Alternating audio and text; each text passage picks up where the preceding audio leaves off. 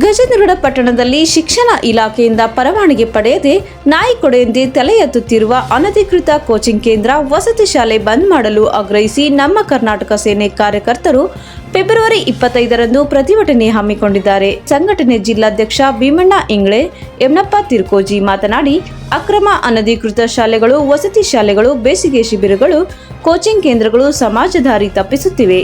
ಹಣ ಗಳಿಸುವ ಉದ್ದೇಶದಿಂದ ಶಿಕ್ಷಣ ಇಲಾಖೆಯಿಂದ ಪರವಾನಗಿ ಇಲ್ಲದೆ ಅನಧಿಕೃತ ವಸತಿ ಶಾಲೆ ತೆರೆದರೂ ಶಿಕ್ಷಣ ಇಲಾಖೆ ಅಧಿಕಾರಿಗಳ ಮೌನ ಗುಮಾನಿಗೆ ಕಾರಣವಾಗಿದೆ ಎಂದು ಆರೋಪಿಸಿದರು.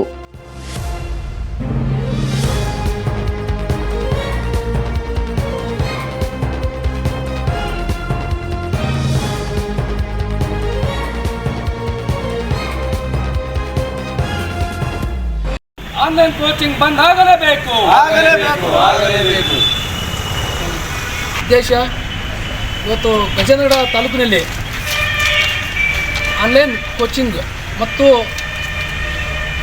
ವಸತಿ ಶಾಲೆಗಳು ಸಾಕಷ್ಟು ಆಗಿದ್ದರಿಂದ ಮೂಲೆಯಲ್ಲೂ ತಗಡಿನ ಶೆಡ್ಡಿನಲ್ಲಿ ಬಾಡಿಗೆ ಮನೆಯನ್ನು ಹಿಡಿದುಕೊಂಡು ಸಾಕಷ್ಟು ಶಾಲೆಗಳು ಬಡವರ ಒಂದು ರಕ್ತವನ್ನು ಹೀರುವಂಥ ಕೆಲಸ ಆಗಿದೆ. ಯಾಕಂತಂದರೆ ಸಾಕಷ್ಟು ಹಣವನ್ನು ವಸೂಲಿ ಮಾಡುವುದು ಮತ್ತು ಶಾಲಾ ಬ್ಯಾಗು, ಸಮವಸ್ತ್ರ ಎಲ್ಲವನ್ನು ತಾವೇ ಕೊಟ್ಟು ಬಡವರ ಮಕ್ಕಳನ್ನು ಸೆಳೆಯುವಂಥ ಕೆಲಸವನ್ನು ಮಾಡ್ತಕ್ಕಂಥ ಕಾನೂನು ಬಾಹಿರವಾಗಿರ್ತಕ್ಕಂಥ ವಸತಿ ಶಾಲೆಗಳು, ಕೋಚಿಂಗ್ ಸೆಂಟರ್ಗಳನ್ನು ಕೂಡಲೇ ಸಂಬಂಧಪಟ್ಟ ಅಧಿಕಾರಿಗಳು ಬಂದ್ ಮಾಡಿಸಿ ಒಂದು ಸರ್ಕಾರಿ ಶಾಲೆಗೆ ಹೋಗಲಿಕ್ಕೆ ಮಕ್ಕಳಿಗೆ ಒಂದು ಅನುವು ಮಾಡಿಕೊಡಬೇಕು. ಸರ್ಕಾರಿ ಶಾಲೆಗಳು ಮುಚ್ತಾ ಇದ್ದಾವೆ.